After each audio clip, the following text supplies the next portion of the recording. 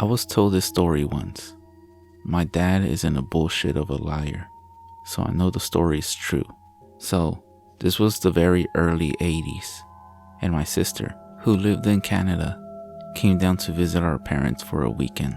She was staying at a friend's house, who loaned her a car so she could come out. After her visit, she left a little after 9 p.m. She got maybe 7 to 8 miles away when the car broke down. Thankfully, she broke down in front of a friend of the family's house. They let her in to call Dad, and Dad came to get her. The family said she could leave the car in their driveway for the night, and my sister decided to just stay at my parents' for the night. It was now a little after 10 p.m. and pitch black, while my sister and Dad are driving back to the house, and they pass through a heavily wooded area. Out of nowhere, they hear this incredibly fucking loud, inhumane scream that was heard over the engine. Dad slammed on the brakes, and they both started to freak out, when suddenly, a 6-foot-tall coyote, walking on 2 legs with a black-white striped tail, appeared on the side of the road and then walked in front of the vehicle. As soon as it passed, that same scream played again, only this time 10 times louder. Dad slammed on the gas and they got the fuck out of there. It was never seen again.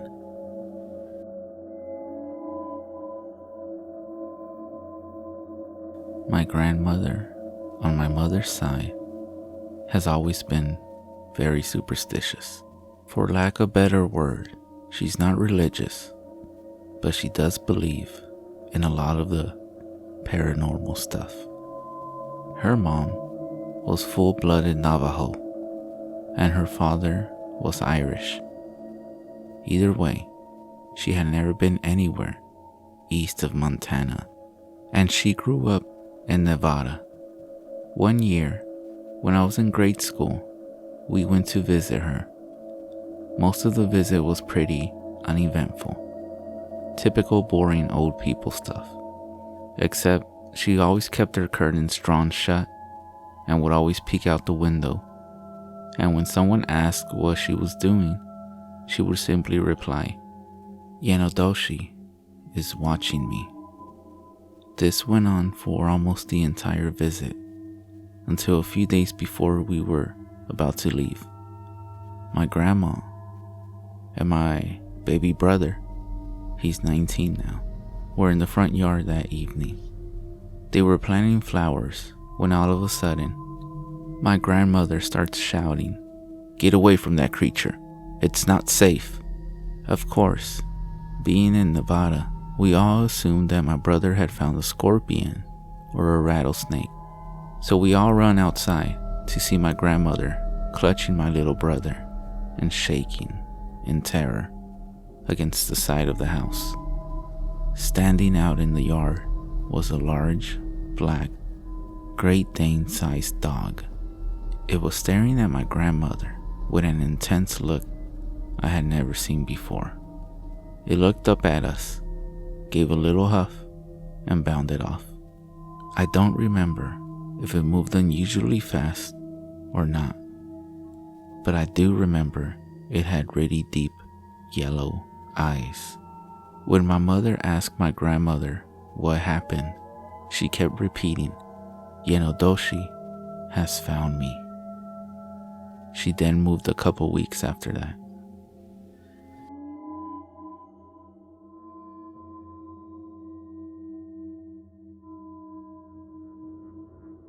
There was this one time I went camping with 2 of my buddies, but neither of them are real outdoors type. I was just kind of getting them into the whole camping hunting scene. Now, I love hiking, exploring, more like because I just hate walking a trail. You're seeing nothing new.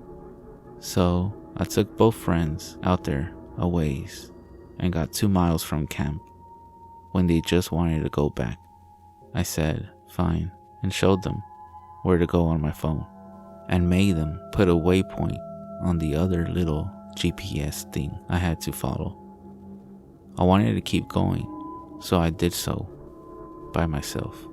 They wanted the pistol I had on me for safety reasons, leaving me to walk alone in the forest with water and nothing else. No big deal, at least I thought. I found the steep hillside with rocks all the way down when I was about 5 miles from camp and decided to go down.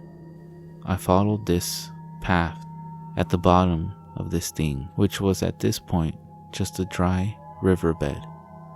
I walked down and it got steeper as I went further south. When I crossed a certain point, something just felt wrong. I started to try to look around for anything, but there was a huge log across the two hillsides, and when I crouched down to crawl under it, it felt like I was being watched. I looked up to my left and saw nothing. Looked around to see if there was anything in the middle of the riverbed, then looked up to the right. Huge black canine. Too small to be a bear, but it looked like a wolf on steroids. That dog creature, and I held glances for what it felt like hours, but I know it couldn't have been more than 10 seconds. Every passing moment made the feeling of the dread worse. I moved backwards to get the hell out of there, and when I moved, the wolf thing just booked it into the forest, further from camp. In hindsight, this thing was moving faster than any dog I had ever seen.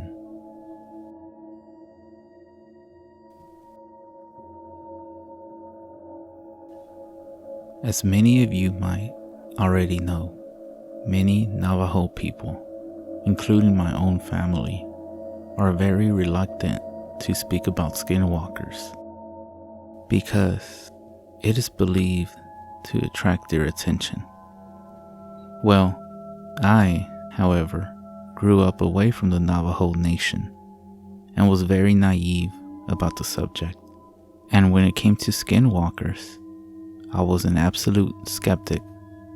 My mom used to tell a story of how back in the 80s, when she lived with her siblings and my grandparents, still in Shiprock, but the southern outskirts, about how she and my aunt saw a skinwalker just outside their driveway under a street light.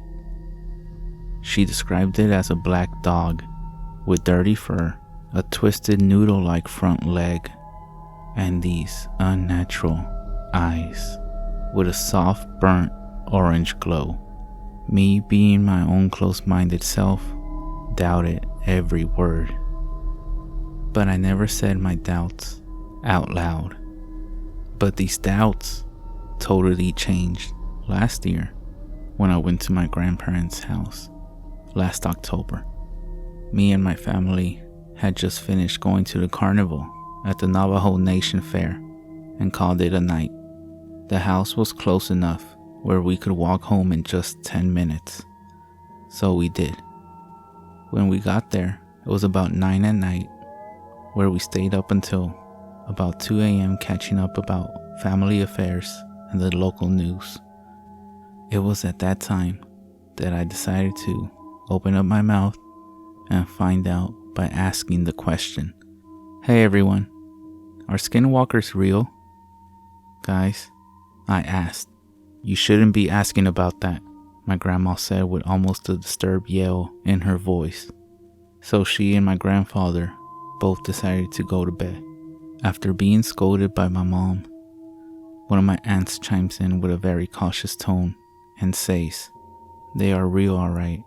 I had a few screaming outside my trailer in Farmington just a few nights ago. And your cousin had nightmares the whole night and woke up crying that morning." Not wanting to push the discomfort any further, we all decided to go to bed. Now the trailer home is pretty old, and it was a really nice night. So we slept with the windows open, with screens to prevent bugs coming in. Everyone had drifted off to sleep, except me, because my mind was still going on a million miles and wondered if I ever encountered one while here on the reservation. As a kid, I was told it's taboo to think about skinwalkers because it can still call their attention. And that's when shit totally hit the fan. Just as I was settling and finally getting relaxed to sleep, I started to hear something moving outside.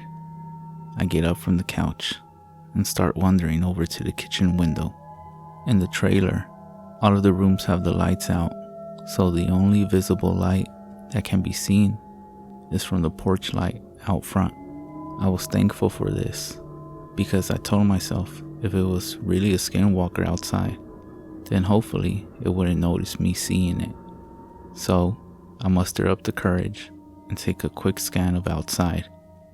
From the porch light, all I can see is the dusty ground and the vehicles that my family drove along, with some old metal trash cans that stood beside the road. Looking for about a good 5 seconds, I wasn't able to see anything, so I was getting ready to turn around and walk back to bed, thinking it was just a stray cat or something. I must have only taken 2 steps when I hear what sounds like a distorted scream coming from outside, definitely close by. With fear rising, I look outside again, and there I see it. A coyote-like figure was staring at me from behind the cars, just outside of the reach of the porch light. Only it looked awfully wrong and gave off an evil vibe just from seeing it. It was gray, with hair and a horrific orange-red soft glow coming from its eyes. I noped the hell out and ran back to the bedroom. It was at this moment I began to notice an awful stench in the air that smelled like rotting meat. I then decided to wake up my mom, who was like, "It's almost 3 a.m. What do you want?" I immediately began in a shaken voice, "There's something scary outside." Then she said, "Ugh, it's just a stray animal or something. It's the res. Animals wander around here all the time at night." She obviously wasn't getting the drift of what I was saying, so I screamed, "There's some Blair Witch Project shit going on outside, Ma." That got her attention. "What the hell are you talking about?" she said. Then we heard it. The thing outside started making more of its dreadful like screams and started what sounded like trashing outside on the ground.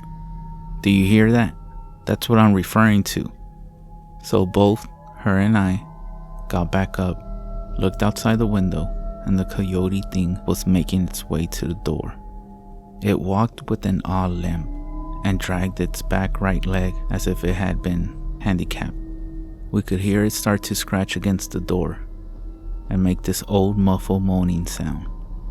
My mom went and got my dad, and they both started to shout in Navajo all sorts of words, telling the thing to go away and saying it's not welcome here. All this commotion was enough to get the rest of the trailer up as they came out into the hallway. The only thing my mom did was turn to them and said, "Skinwalker," while proceeding to point to the door. Apparently, they already knew exactly what to do, as my grandfather got out a handgun from a drawer and a bag of ashes. He coated a few bullets and loaded them into the gun and went straight to the door, yelling out more Navajo that was too fast for me to comprehend. He swung open the door and fired twice. Nothing.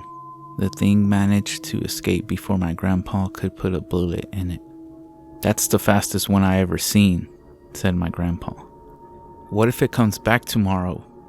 And it saw us. It looked at us. It looked at all of us. Does that mean that we're targets now?" Afterwards, my grandparents calmed everyone down, myself included, saying, "We will be fine," and we all went to bed around 3-ish. The morning comes, and my grandparents call one of their neighbors and explain to them what happened. Apparently, one of them was a medicine man who used to partake in Navajo ceremonies that were used for healing and curing sickness, he came over to bless each family member and the grounds outside.